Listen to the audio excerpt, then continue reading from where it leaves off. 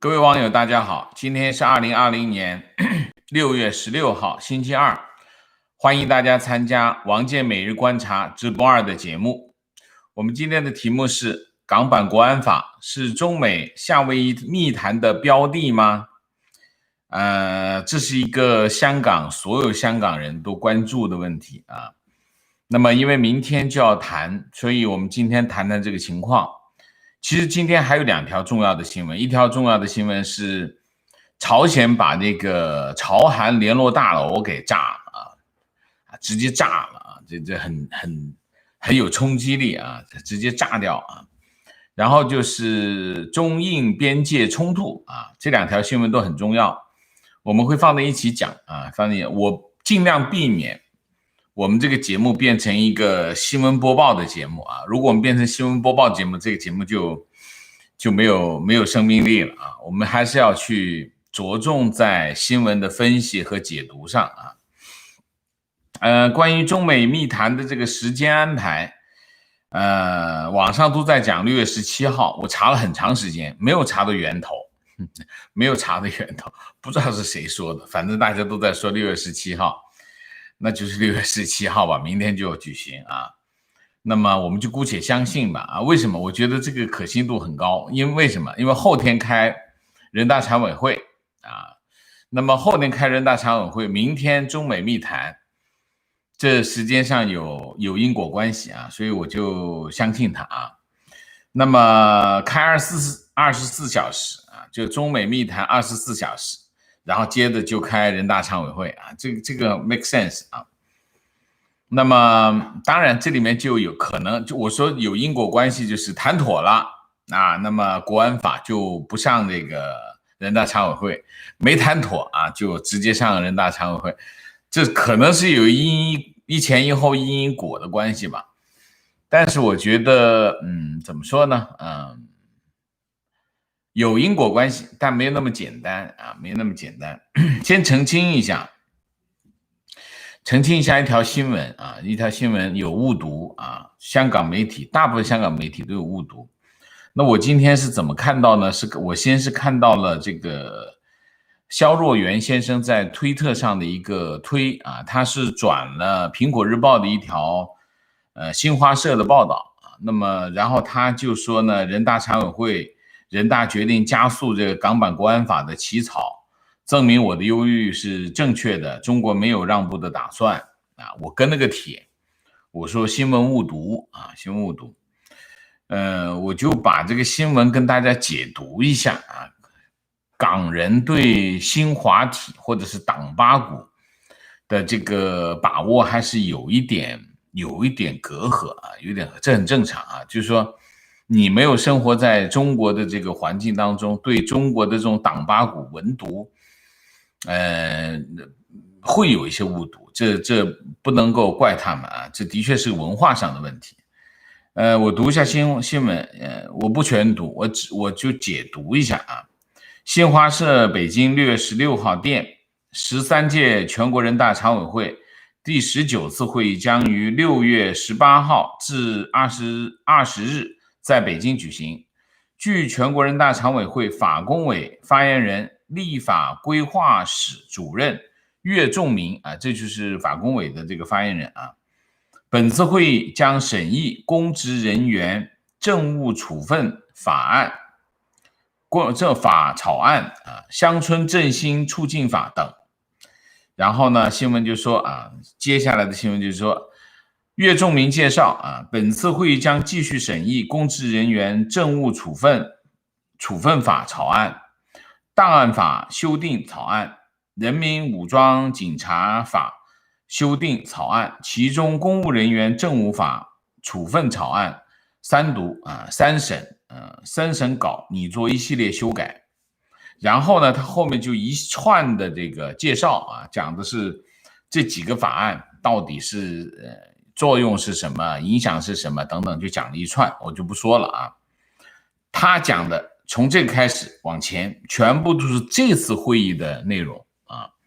然后他接着说，他说2019年12月，13届全国人大常委会第44次委员长会议原则通过了全国人大常委会2020年立法工作计划。按照工作程序，需要根据13届全国人大3次会议，就是刚刚结束的全国人大会议精神和代表意见，对规划进行修改调整。然后呢，就是2020年6月1号第58次委员长会议审议通过了调整后的年度立法计划，立法工作计划。然后他就跟着就介绍人大常委会今年年度的立法工作计划啊。然后他就讲了一堆其中有一段他这么说啊，他根据13届全国人大3次会议审议通过的关于建立健全香港特别行政区维护国家安全的法律制度和执行机制的决定，计划中加快制定香港特别行政区维护国家安全的相关法律。什么意思呢？原来呢就没有这一项啊，那么人大常委会既然通过了一个这样的法案，那么我们就把这个法案呢就放到这个立法规划里面去啊。那么然后就接着说同时计划对民法典宣传普法工作做出安排，就讲的都是今年的工作计划。因为人大常委会要开会了，所以呢这个人大法工委的还有发言人就出来做一番这样的采访。这是一个，所以呢这里面有三件事情。第一个，关于这条新闻里面关于港版国安法的内容只是例行公事的提及不算是一个特别的宣示这是一个。另外所谓的加快也就是党八股的一个表示，不是真的要快，他什么东西都要加快什么都要加快加强加强加快都是这样的。所以不表明什么，其实这个表述啥都没说，跟啥都没说没区别但是他作为一个这个内容他必须说所以他没有特别的含义。这是第一。第二，关于这个人大常委会的立法程序，肯定这事儿不是人大常委会决定，肯定是中央的港澳领导小组决定人大常委会只是根据港澳小组的决策来执行这个立法进程所以如果人大真的跑出来讲我在做这件事情，那这件事情肯定是已经定了就是要做的了所以它不存在人大常委会说根据我的会议议程我就立法进程我就就怎么弄了。那人大常委会的立法计划多了去了都没完成过，他都说要立法都是要加快立法，但是哪有那么快就立完法的，没有的这是第二点。第三点，也不排除发一条这段稿子给谁看呢？就给一个人看，蓬佩奥看，就给蓬佩奥一个人看，告诉你要是不让我过，我就上人大常委会，有这可能性也有这种可能性。然后呢，我就看到呢，这个香港经济日报呢昨天的报道就说港版国安法可能会在7月初通过，那7月初就是下个月初争取在香港立法会9月6号选举前实施这个说法呢，有它的合理性什么合理性呢？港版国安法当然不是拿去抓间谍的嘛肯定是对付香港人的嘛。那对付香港人最重要的是什么？肯定眼前的事情就立法会选举。你现在香港市民的态度，那不就是要把所有的泛民的候选人全部抓光，然后才能保住立法会如果你不把这些立法会的议员候选人全部抓光，那这立法会立法会肯定就是泛民的天下。泛民也说了，只要我们过半，所有的预算都别过，就是这么简单。那整个特区政府怎么运作？所以《经济日报》这个报道有它的道理啊，有它的道理。但是，当然这个我相信这个想法肯定是林郑啊，特首林郑他们这帮子香港的这帮子人在想的事儿。但是这个问题就已经就是港版国安法这个问题已经不是香港内部的问题了。就当然从林郑的角度来说，最好通过港版国安法，他就拿得来能过他的事情啊。但是现在的问题是，香港的港版国安法已经跨越了香港的范畴啊，它已经变成了中美关系、中西关系的范畴，所以已经轮不到林郑说话这件事情啊。所以我觉得如果是从林郑特区政府的角度去看这件事情啊，这件事情我觉得是不能够判断这件事情的准确判断这件事情的发展方向啊。那么我们现在就想一下很简单的道理。这个杨洁篪啊，中国这边找美国谈，说哎，我们见个面吧，谈谈吧，别老打了，光打不行啊，我们也得谈一下。那么美国这边说，那谈啥呢？他说，那我们还是要和好吧，和好你总得有点东西吧，你不能够就这么和好吧，你都得罪我，把我得罪成这样了。那我们就看梳理一下，在中美之间有什么可以进行交易的热点，因为大家要交易啊，你要是让我不生气不打，那你得拿点东西吧，你有哪些东西可以交易啊？第一个，疫情追责不能交易吧？第二个，中美贸易谈判第一阶段协议也没得交易吧？现在正式执行的东西。第三，香港问题。第四，台湾问题。第五，南海问题啊，南海一带一路这一系列的一票问题。如果你从这些议题啊，当然还包括一些中国内部的事情，中国内部比如说新疆问题、宗教问题，这个西藏问题等等啊，这一系列啊，包括民运人士的问题，这个全是美国的诉求，所以跟中国也没得拿来做交易啊。那么南海问题等等啊，这一系列的问题，我们从现在这些问题来排序，大家就可以看得很清楚啊。如果要排序的话，理论上来说，香港问题对中国来说代价最小。为什么？因为香港这个港版国安法本来就不是中国已有的既得利益，它本来就是它进攻的标的，所以它拿来做交易，不是对中国来说代价最小的一个标的吗？所以我觉得中国拿着香港港版国安法，而且港版国安法基本上把全世界都得罪了，那些压力又这么大，美英之间又联手，然后现在欧盟在美国的压力之下已经转强硬了啊，特别是德国现在已经很强硬了啊，甚至要求欧盟这个那个的，反正是表现得很强硬。那当然美国一撤军他就很难过的了，所以德国搞定了，就欧盟就搞定了，欧盟也会帮英国做事。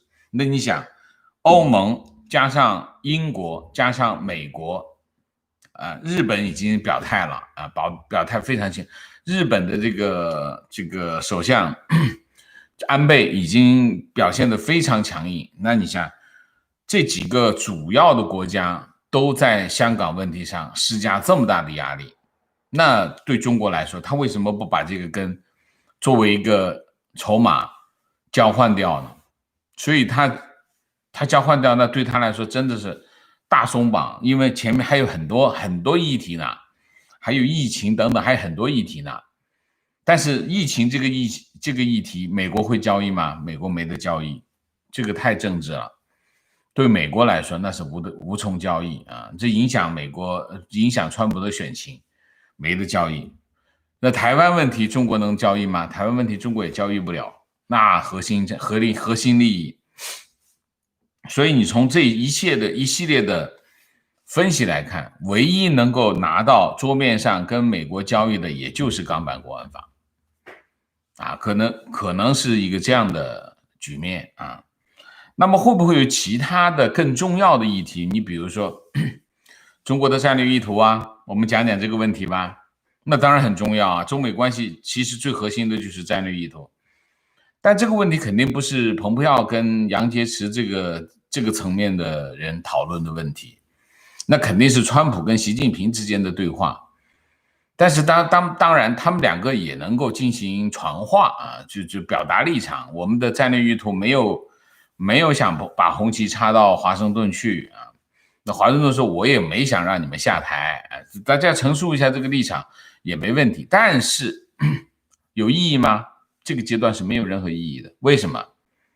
双方之间已经翻脸都翻成这样了，这中美之间现在已经不存在战略互信的问题，所以你在这个时候进行这个级别的传话，也就是传话，那没有信任也没有意义啊，所以没有意义。所以我认为，就从这一系列的分析来看，我认为中方在这次谈判中把香港议题作为一个退让的一个筹码，或者是退让的一个表现，或者是把香港议题变成一个交易的标的，是可能的，而且可能性是最大的，就是拿香港的议题作为一个退让的领域啊，它的可能性是最大的。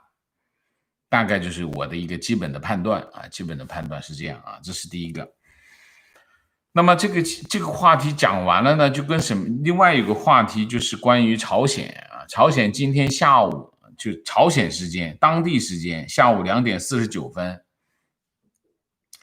这个朝鲜把他们的这个朝韩联络大厦给炸毁了。炸毁是什么意思？就是直接放炸药进去把它给炸掉了，大概浓烟滚滚，很远都能看到啊。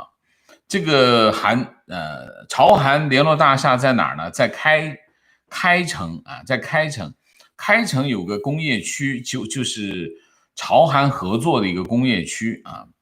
那么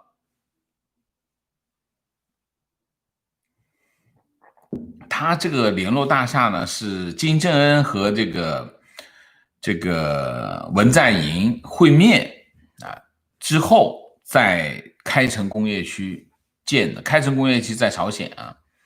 那么2018年开始就用于两国之间的这种联络。那么今年1月份这个疫情爆发之后，这个办公室就处于闲置状态啊。那么金宇正呢，其实呢上个星期开始，朝鲜开始发难啊，就什么呢？就说这个韩国说韩国他们放气球做宣传的那种气球，以前台湾也放气球做宣传，说你们这个叫什么逃北者就在那边放气球做宣传，不高兴翻脸，然后呢就到了今天就直接把这个炸掉，当时就说直接切断了朝鲜跟韩国所有的联系，然后今天就来一个更极端的做法，就直接把这个联络大楼他自己的大楼给炸了，他不是炸这个韩国的大楼，是炸自己的大楼。表示什么呢？表示就是我的这个态度啊，我的这个态度，什么态度呢？就是我要搞你，我跟你要升级，我们对抗要升级啊。这事儿呢，搞得韩国是有点懵啊，也讲了半天也讲不清，韩国到现在还没搞明白这个朝鲜到底想干嘛。就是你看上个星期讲什么呢？上个星期就讲这个放这个宣传品，放这宣传品放了好几十年都没问题，今天就有问题，而且说要求终止，不终止马上切断所有联系啊！朝鲜的态度急转直下，非常快。到了今天，明天就中美之间开始见面了，朝鲜今天直接把自己的楼炸了，这本儿不小啊，本儿不小啊。为什么？当然其中有一个核心的原因，就是中美要谈了，大家理解吗？那我们之前讲过一个理论啊，这个理论是什么呢？这个理论就是朝鲜问题，朝鲜跟中国之间的关系非常重要啊。那么除了两国唇齿相依的这种关系之外，他们还有意识形态之间的这种纽带，还有历史上的关联，当然最重要的还是有战略上的互相依存的关系啊。中朝之间的关系非常的密切，核心有2条。第一条，中国给朝鲜需要的很多的物资都是从中国给他的，没有中国的支援，朝鲜可能就过不下去了，日子没法过了啊，这是一头。另外一头，朝鲜就扮演什么呢？扮演跟中国的一些战略的牵制作用啊，牵制谁呢？牵制美国啊。为什么？朝鲜半岛的朝核问题一直是美国的一个心腹之患啊。那么朝鲜手上握着核武器啊，那么他威胁2个国家，一个是韩国，一个是日本，这2个都是美国的盟友，所以美国要照顾这些2个盟友。所以每次呢，朝鲜一搞事呢，美国就要跟他谈谈。那么美国一谈呢，中国这边呢就会，我可以让他安静，但是呢，你要给我让点，大概就是件这样的事情。所以呢，今天那边一炸，然后这个美国国务卿美国国务院负责朝鲜问题的一个助理，就跟着蓬佩奥一起去了夏威夷啊，所以大家知道这中间的关系了吗？这中间的关系就是为什么要把那栋大楼给炸了，就是炸给蓬佩奥看的，就是说你要是不给我一点点平衡的话呢，朝鲜的问题会急转直下，朝鲜呢就会搞。然后呢，为什么其实美国要是不理他也没啥，但是问题是在这个时候媒体就说了，你看朝鲜，你看又搞了吧，川普的想引诱朝鲜的这个政策失败了啊，这个文在寅引诱这个朝鲜的这个政策也失败了，这等于是什么呢？媒体呢就会拿这个问题当做一个话题啊，来质疑川普的政策。川普不是把他跟金正恩的见面当做一个战略成果吗？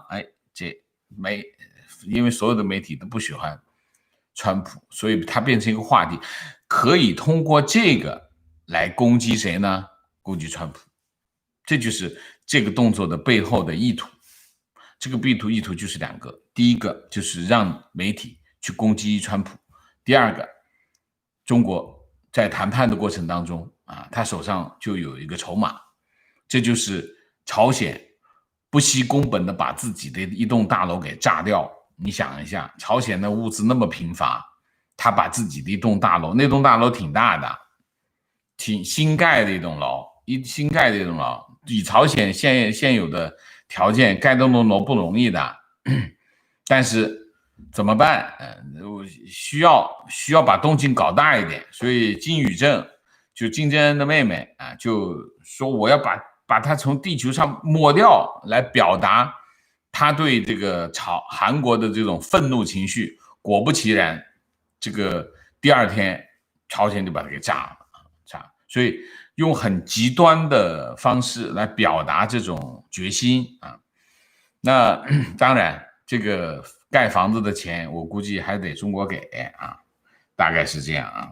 这就是朝鲜的这个炸这个朝韩联络大厦，纯粹是为了，我认为主要是为了给中国的杨洁篪啊这手带个礼，这手带把刀啊，就去见这个蓬佩奥。否则手上啥都没有怎么行？别人手上一手的王炸，你手上啥都没有也不行。所以你看这段时间都会很忙活的，就是2个人见面之前，所有的东西都得谈好，所以都是挺忙活的。你你搞一下，我也搞一下，大概就这样啊。这是一个，就是关于朝鲜。第三个新闻呢，就是关于印度啊，中印边境之间的紧张局势已经持续了将近1个月了啊，就是之前就一直在很紧张，的原因是印度在修一条路啊，到边境的路啊，那么中国已经修好了这条路啊，早年的时候就修好了，印度也修路，边境修路没有别的目的，就是一个目的，运兵。那么印度修这个路，当然他选了一个他们觉得有这个战略机会的时间点来修啊。为什么？因为印度人觉得中国现在到处起火，我这个时候修这个路可能比较有好处啊。但是呢，他一修这个路呢，中国不干，中国就找他麻烦，双方还比较克制，就是只扔石块啊，打石头仗啊，双方互有伤亡啊，没死人，之前就没怎么死人啊，没死人，都是受伤啊，然后抓对方的人又放回去，反正其实双方已经谈过了。6月6号说6月6号已经谈过了，说是双方互相回撤。结果呢，印度报道是他是怎么说呢？他说中国方面已经同意6月6号回撤，双方脱离接触。但是呢，好像是中国的这个军官，他不有我们前面看到有视频啊，视频显示什么呢？中国有一些军人给抓到了啊，求饶的那个视频在推特上放啊，说是中国的低级军官有点不忿气啊，就是没有回撤，还继续往里跑，就继续往那边，然后印度的指挥官跑得去跟他们讲，你得回撤，然后一接触又打起来的结果是什么呢？打起的结果就是印度死了20人，中国死了43人，中国死的人更多。这是印度媒体的报道，印度媒体叫什么呢？叫印度传媒 Newsline IFE 啊，他们说是死了43人啊。那么目前印度陆军处于最高戒备，内政部长阿米沙和总理莫迪开了3个小时的会啊，所有的部队的首长就是集合啊，就是非常紧张。然后印度媒体说中国西南飞机突然没有了，就是民航飞机突然没有了，不飞了啊，大概就是边境气氛非常紧张。有报道说这个印度那边已经集结了20万部队啊，中国的西部战区应该也有20-30万部队啊，但是中国的这边呢就有点难集结，因为大家知道那地形青藏高原啊，印度集结部队很容易，因为都是平原啊，中国这边集结部队有点难，因为你知道中国全是高原地区，所以有点难。所以目前的情况，双方有点处于一个高度敏感紧张的状态啊。那么外交部赵立坚例行公事啊，讲什么中方抗议啊，印度2次越过边界非法活动啊，对中方人员挑衅攻击啊，造成边防部队发生严重肢体冲突啊。但是赵立坚没有讲到伤亡啊，没有讲到伤亡。我中国吃亏大了，所以他就不讲啊。所有人都在问一个问题：中印会打仗吗？我还是那句话，我认为中印之间打不起来，中国打不起。就是印度在这个时候选择这个时候修这条路本身，他就选了一个点穴的这个时间点。为什么？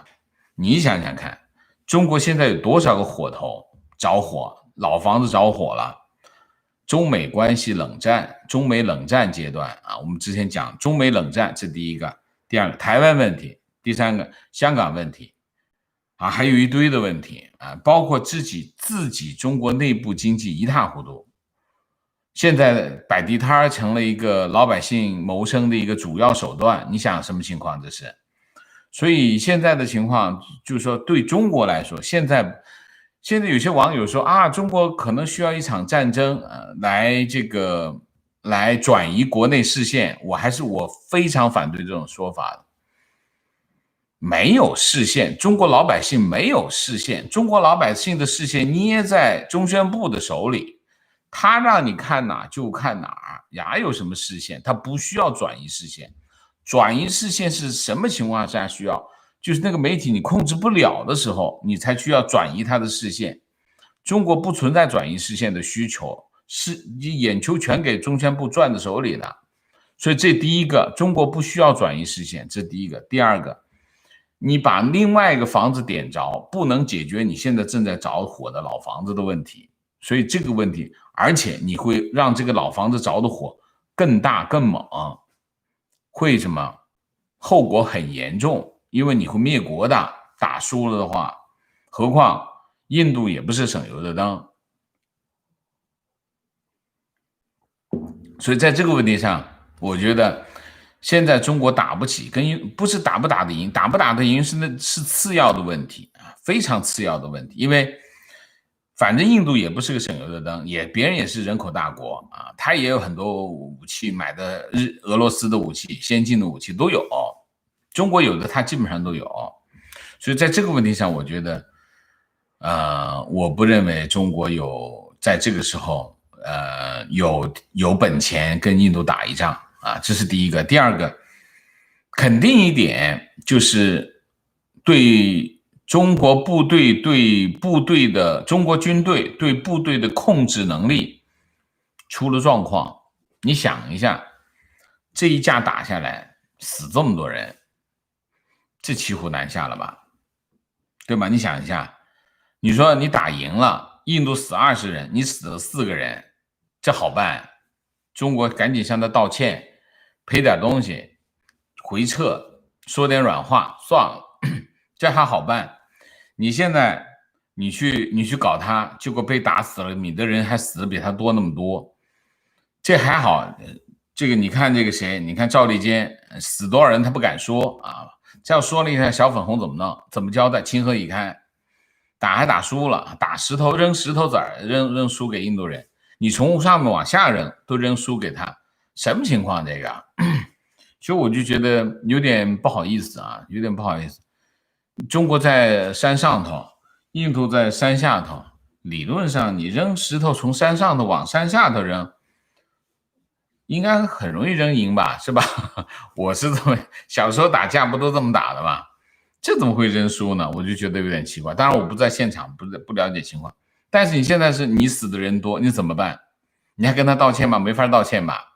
所以这个问题，中国军队对部队的这种掌握有问题。你想一下，都已经答应回撤了，如果你真的是部队行动，那不可能他死2死你是40人、43人，那肯定是气不过，然后就去打，结果没打赢，就这个情况呗。所以我是觉得，在这件事情上吃个哑巴亏，我估计应该是吃个哑巴亏，然后就回撤了，应该是这样啊，应该是这样。现在中国是打不起这个，怎么打得起？这一仗打下来，中国得打没，你后面其他的问题怎么办？没办法弄了。如果真的要跟印度打这一仗，所以我看不到中国有任何的打这个仗的可能性。你说啊，这个脑子进水，他真脑子会进水，真脑子进水也不能打这个仗，所以我不相信中印之间会开战。而且我觉得印度人看死了中国不会打这个仗，所以他这么什么又陆军处于最高戒备啊，什么莫迪开3个小时啊，这也是演戏给国内看的，都是演戏给国内看的啊。好吧，大概是我认为是打不起来的啊。好了，我们今天的新闻主题就讲到这里，我们下面就进入互动啊。进入互动之前例行公事，请大家点赞啊，请新来的网友订阅，请大家加入我们的会员，支持我们做更好的节目。点赞很重要，另外还有一个很重要，检查一下订阅还在不在啊。有网友提醒我说，这个谷歌呢，它有一些监测的手段。他老是怕别人有这个机器人在那工作。大家呢最好呢除了这个 YouTube 这个服务之外，还能用一些其他的谷歌的服务，比如说网盘或者是谷歌其他的服务，搞2下他就知道哦，这是个人，不是个机器，他就不会取消订阅了。有网友是这么建议的啊，我这边姑且一说啊，我也不知道是不是真的。大家可以试试看看有没有帮助啊。所以呢，但最重要的还是要帮我们点赞，好吗？好，下面我们就进入互动啊。进入互动之后呢，请大家不要聊天就是3个情况、问题、观点，好吗？好，我们进入直播进入这个互动啊。明谢一下，阮光能，谢谢；一江之水，谢谢；张涛，谢谢；归人，谢谢。Paula Do 谢谢，请王老师喝咖啡。是的，我正在喝，谢谢。Very Ti 谢谢。坚俊丁谢谢。现在又回到冷兵器时代了，真棒！就是扔石子都能砸死人啊。Mike 猪谢谢。Patrick 长谢谢。Renee Mark 谢谢。Max 谢谢。三里湖谢谢，支持王舍，推荐过我先生，他也非常认同王舍保持客观解读新闻的立场，尤其觉得王舍普通话很鲜明。OK， 普通话很鲜明是什么？是表扬吗？谢谢了。观点：夏威夷就是忽悠，中国在印度开战，想避免两面作战的缓兵之计罢了。那不对，中国的战略重点在美国，不在印度，所以他的重点是去夏威夷解决中美关系的问题，那是他的战略重点方向。印度不是他的战略重点方向。你看中国跟印度之间有什么？没什么太大的战略利益，所以印度不会开战不会开战。观点：北朝鲜动作是和 CCP 唱双簧，非常正确。观点：停止制裁中国高官也可以交易。我觉得未必未必。如果白宫把这个交易出去了，国会那边闹得很响，他怎么办？我觉得不会在这个阶段交易观点：我觉得中共会把港版国安法暂时撤了，再拿搞定北韩作为谈判筹码，换取给川普连任的政治资本作为大礼，让川普暂时放中共一马。等川普连任后，估计就不会对中共下狠手了。哇，你这太能谈了吧？我觉得你想多了。你当彭炮是傻瓜呀？这呢明显是不对等交易，好吗？那是不可能，我觉得不可能。川普对朝鲜这个筹码完全没有兴趣。川普，你说炸一栋楼，你别说炸一栋楼，你把整个平壤炸了，他都不理你。所以我认为川普这个筹码是没有用的，只是做姿态而已还有川普连任这件事情，中共算是大礼，又中共能让他当选？怎么可能？这2件事情都不靠谱，好吗？让川普放他一马，他自己都当选不了。你想一下，现在整个无论是民主党也好，共和党也好，无论是国会也好，白宫也好，政府也好，他们都在竞赛，赛什么？比赛谁比中共更强硬。这就是现在的美国的政局，就是这样的政局。你还放川普放他一马，他自己当选都无望。这个问题肯定是你这想多了。如果蓬佩奥谈成一个这样的谈判，蓬佩奥西点毕业，你怎么可能？拜托。提问：华为有没有可能成为本次会谈的话题甚至筹码？就是中共方面全面放弃华为，换取美国的某种让步。你们谈不谈判的呀？这叫筹码呀！华为都已经捏着别人捏死他了，说我放弃华为。那有2点大家搞错了。什么叫筹码？筹码就是我手上的资本叫筹码，你手上被捏到我手里的东西那不叫筹码。华为对中国来说那不是筹码，是美国的筹码，不是中国的筹码。就说美国说我把华为放了，这就是一个筹码。对中国来说我不要华为了，那是筹码，那不是筹码，那是他本来就是他的利益。所以你们这个谈判，你这么谈判不赔光了吗？真是。情况最新消息，中共国军人又死了45个，印度死了17个，用的是未经打磨的原始石器。什么情况？又死了，这哪来的消息啊？有消息来源吗？公布一下消息来源好吗？观点，我觉得最后还是会打，原因是印度早就做好了一切准备要站回藏南，一定会步步紧逼。国内一尊如果认怂，党内反对派绝对不会放过他。为了维护党内威信，最有可能是赶鸭子上架打起来，那是不可能的。没有人会赶鸭子上架打起来，不想打的仗一定打不起来。打得起来的仗一定是双方都想打，不会有一方想打，另外一方想不想打。没有一个国家想打仗，包括印度。你说啊，印度我要把它抢回来，不会的。没有人会找世界上第2大经济体去打一仗的，没有这个。印度人脑子没进水啊，所以这第一个。而且印度找中国打仗，那是基本上的可能性是非常小。为什么？很简单，大家看过山吗？青藏高原的地势是什么？就是印度在平地，中国在山顶。你要打它可以啊，你可以冲上去打它，但是你还得回来。你这爬上去，你半条命都没了。这基本上不要打这个仗，这个仗没法打，很难打的。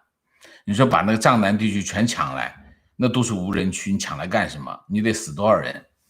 而且中国军队也不是省油的灯啊，也不是省油的灯。印度军队找中国军队打，我看不到他们莫迪脑子进水进到这个地步，所以2头都不想打。其实2头都不想打，是这样打不起来。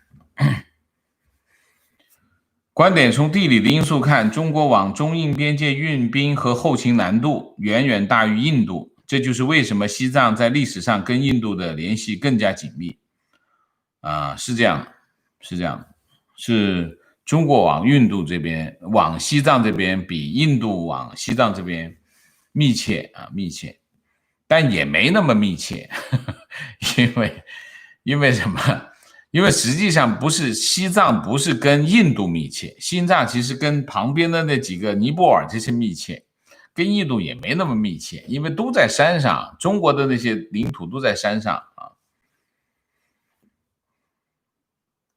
新闻来源：博讯中印边界已经酿成20名印度死亡，中国军方死43人然后对啊，就是这个，这是一样的。我刚才说的就是这个，没区别啊。观点，打仗也是打人心，中国现在行吗？行吗？问问自己行吗？可笑至极。反正我还是觉得我们中印之间打不起来，我认为是打不起来啊。提问：王先生，我一直搞不明白，如果美国真的要和中国翻脸，香港是一张非常重要的牌，把香港金融中心拿掉，对美国战略上也是非常有利的。为什么美国会在香港放中国一马？我很担心中共又装孙子，假装撤回国安法，暗地里搞逮捕，那时候英美也帮不上忙，毕竟是他们偷偷搞事情。你们为什么要假设一个还没发生的事情，然后来让我评论这个结果呢？现在问题还没发生呢，对吗？所以这个问题，你说美国会放香港一马，什么意思？我没搞懂。美国为什么要放香港一马，还是放中国一马？放中国一马，美国还没有放中国一马，那你要看什么情况啊？是吗？观点：中共要弃台湾，会不会也炸一下国台办？什么情况？我们不要做这种，我们不要做这种幽默好吗？啊，这种幽默不是每个人都能看得懂的。问题这次谈判，中国想美国拿什么来换？好问题，这是一个非常好的问题。中国在这次谈判中想要什么？中国就想要一样东西，就是希望美国不要逼得太紧了。就是中国有很多的战略目标在美国的炮口下啊。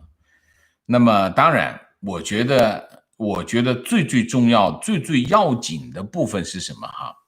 我认为最要紧的还是香港。中国不希望，我认为中国不希望什么？美国取消香港的特殊待遇，或者是在香港问题上不要把香港的金融中心作为一个目标。这是一个我认为中国想要做的一件事情。这是对中国来说，其实香港这是一个战略要点。如果美国把炮架起来，把香港金融中心一炮给干翻了，对中国损失太大，那不是一般的大啊！只是中国自己就任性了。那我为什么说中国会提出来港版国安法放？原因就在这里，就是说，因为这就 make sense 啊！我把这个停下来，你能不能放香港一马？啊，我认为他的主要的诉求方向应该是这个。有没有其他的诉求？有其他的诉求，但是其他的诉求不好谈，而且美国不会放。你的台湾问题能放吗？美国不会放的。然后这个疫情的问题能放吗？放不了的。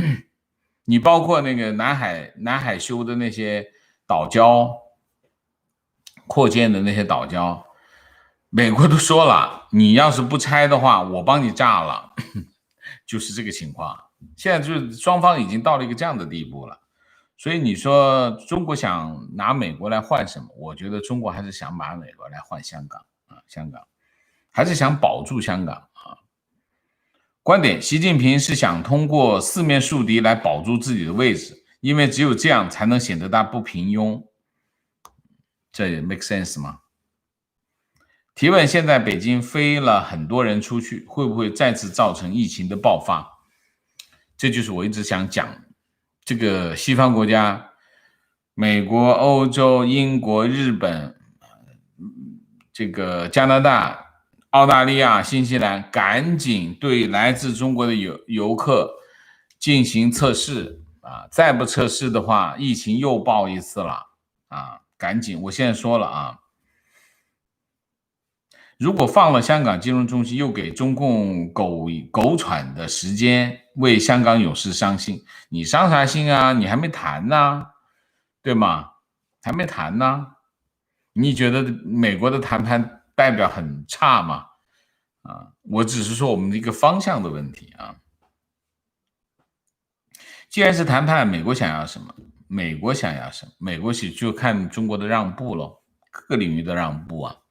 但是我觉得目前大家的焦点在两个地方，第一个地方就是疫情，我觉得疫情，但是没有着力点，中国没什么好让的啊。你不能说我的条件就是你承认你疫情来自你那里，那都不需要他承认啊。你要不你赔我钱，那也不能提，这个没法谈。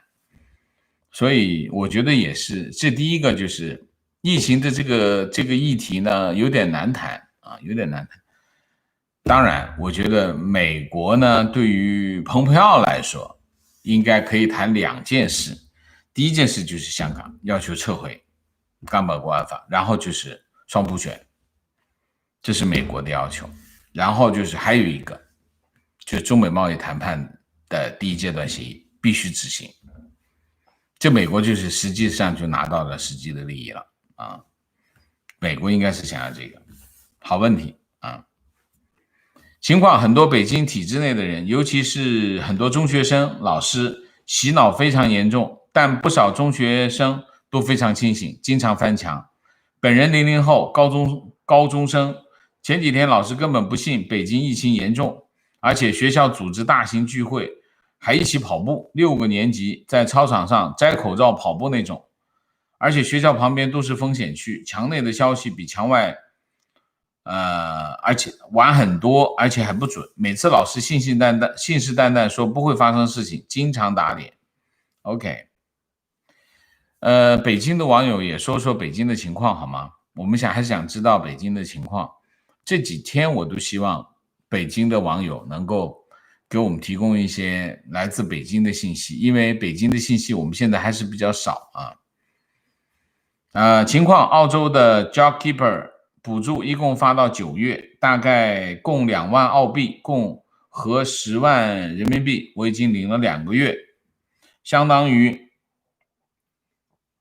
给大家直接发了半年工资。我第一次这么感谢一个政府，深感幸运。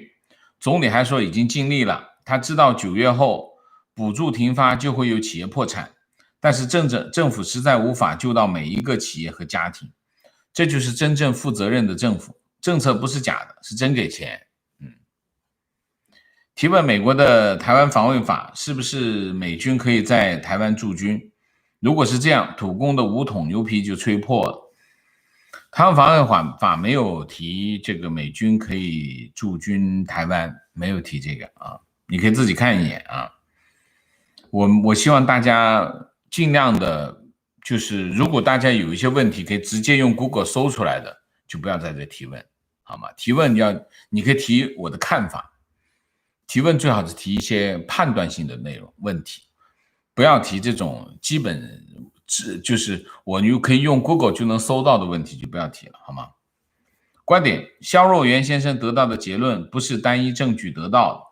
英国内政大臣今天写信给 Boris Johnson， 要求17号中午前批准 BNO 护照的香港居民逗留于英国，包括德国的态度转态，都可能是中共外交途径释放对香港强硬的信号。我不相信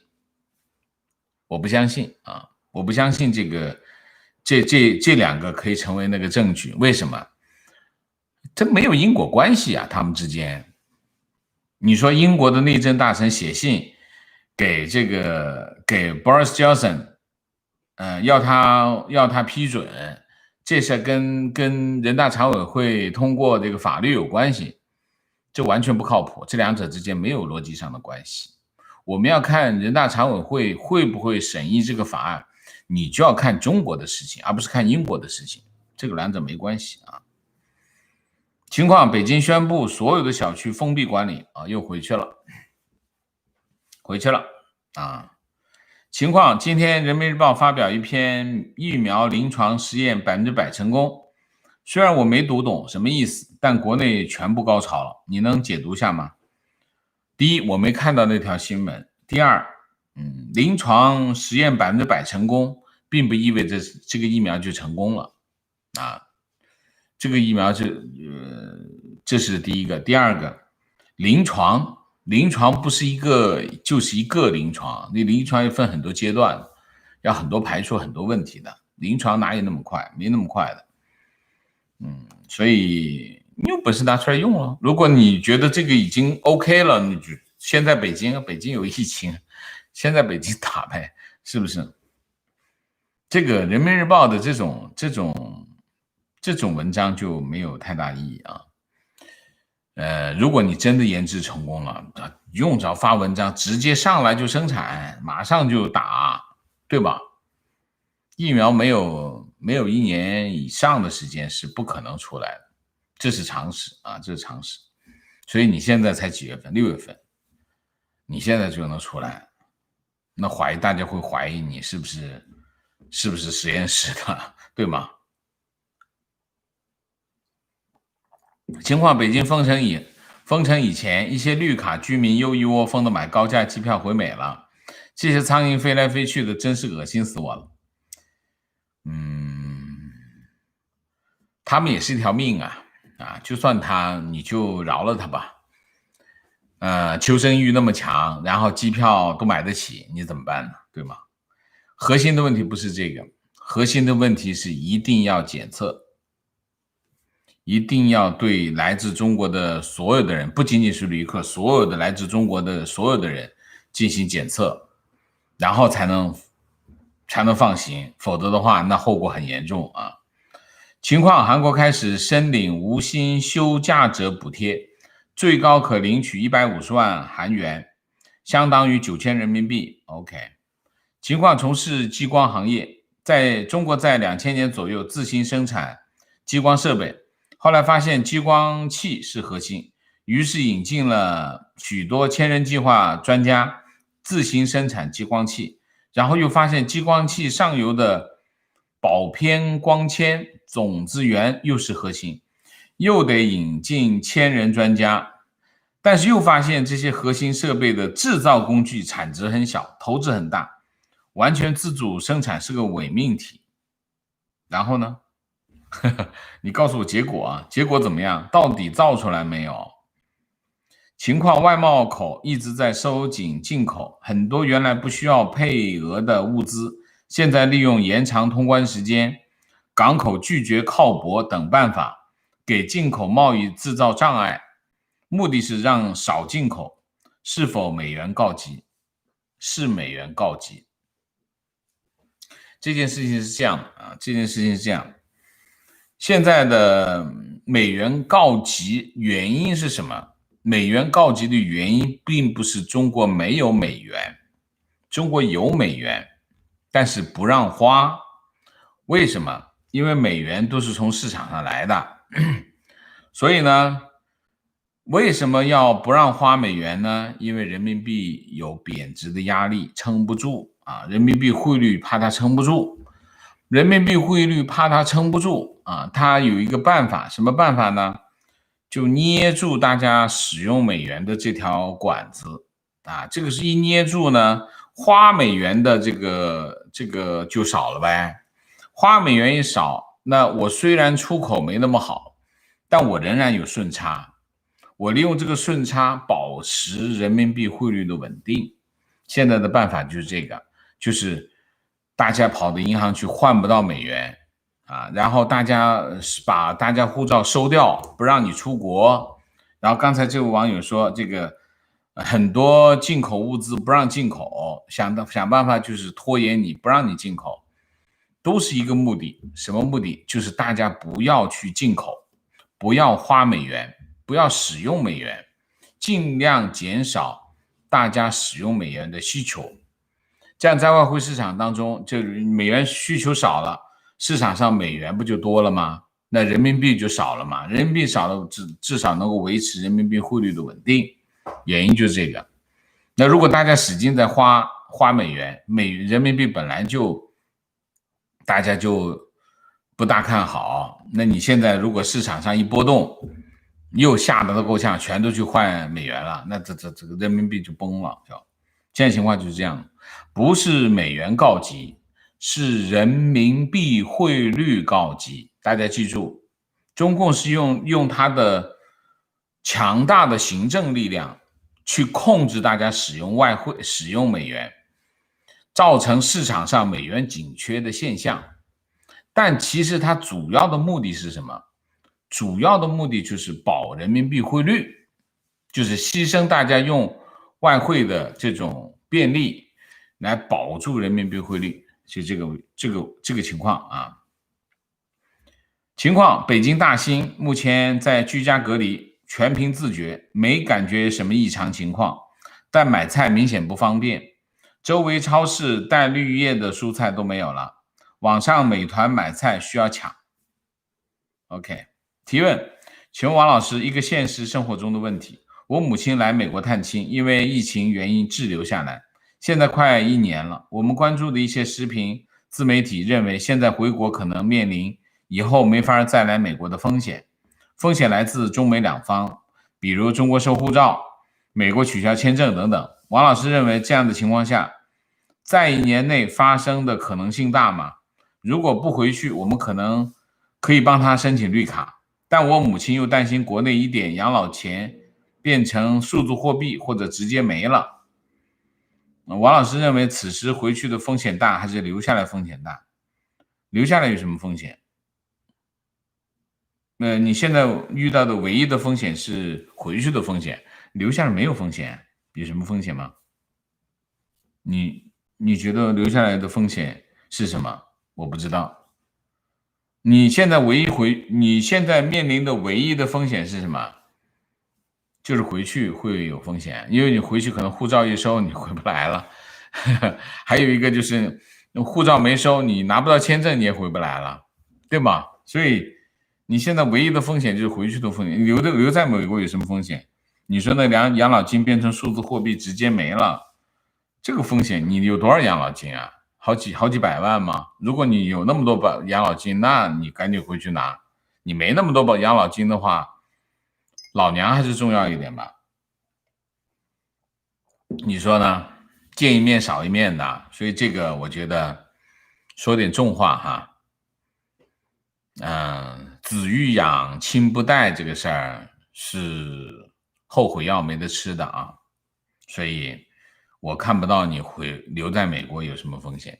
你那点养老金那换成美金多少钱？你说说，你要是在美国工作的话，他的那些养老金那算啥？你说好吗？提问：我对北京会轻易收回已经拉弓的箭依然表示怀疑。他高调通过港版国安法，会收回自己打脸的可能性几乎为零。如果他真的 back down， 那您觉得中共会以什么方式 back down？ 不了了之，把立法工作依然拖着？但这意味着中共可以一不高兴瞬间把法立了起来出台。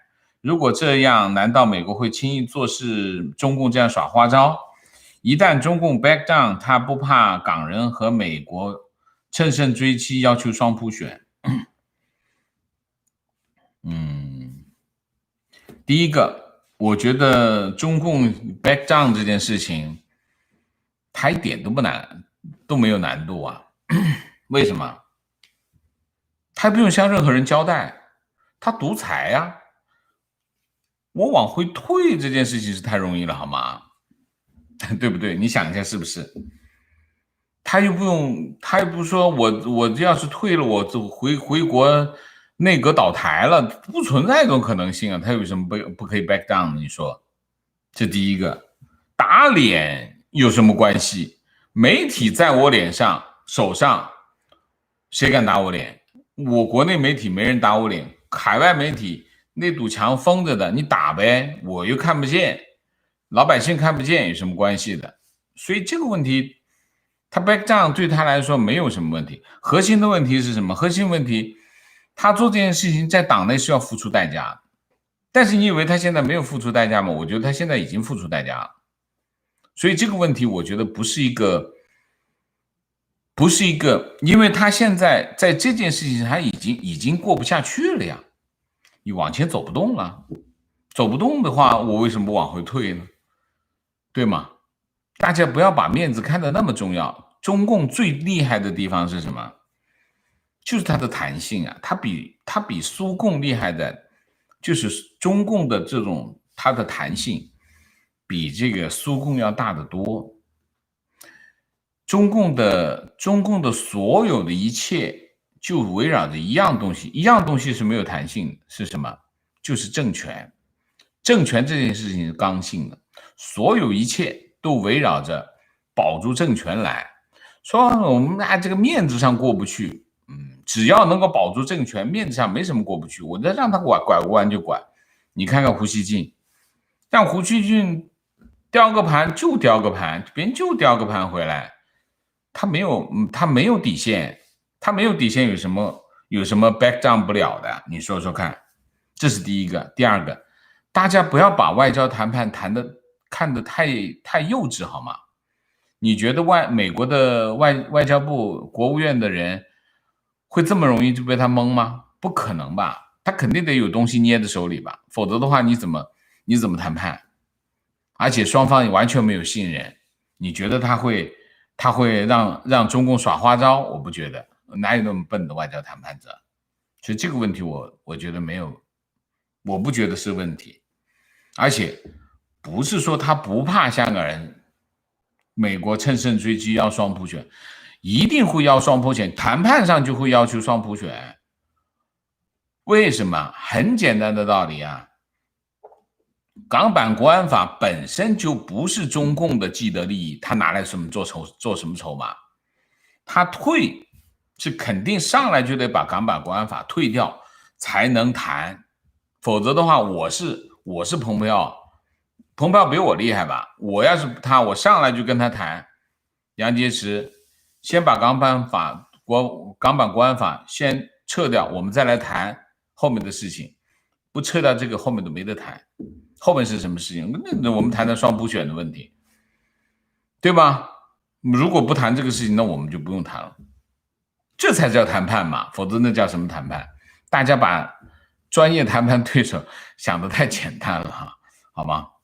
观点：井底之蛙永远只固定的看几颗星星，也不理解井外拥有广阔而璀璨的星空。偶尔看到一次月亮或一次太阳就开始吹，他们不知道井外只有哪天没有看到太阳才会觉得奇怪。就像政府偶尔对人民好一点，民主一点，大家就觉得哇塞，好好哦，厉害了我的国，西方真是糟透了。他们不知道西方只有在不民主的时候，人民权益遭到威胁的时候才会觉得奇怪。政府是人民税养，交了钱就应该得到相应的服务，这就像境外的人每天能看到太阳一样正常。OK， 好，我看一下还有什么吗？最后看一个啊，看看这是什么。打卡日本，东京这2天感染人数都在40多人，其他地区还好，边境没有开放。昨天联络北京的外甥女，她在银行工作，早午餐免费提供，所以对她来说买菜难的问题没有。其他在北京的朋友说，虽然是封闭管理，但自己家楼上装修还在继续，装修工的进出自由，就是表面上封闭。他说，据他了解，新发地的1级接触者是自己找北京各地检测机构检测，也就是到处都有可能去检测的交叉感染风险很高。是这样。情况，北京，我这个有点慢啊，反应有点慢。北京是应该做全体检测，但有两个问题导致无法实现：一，医疗水平达不到。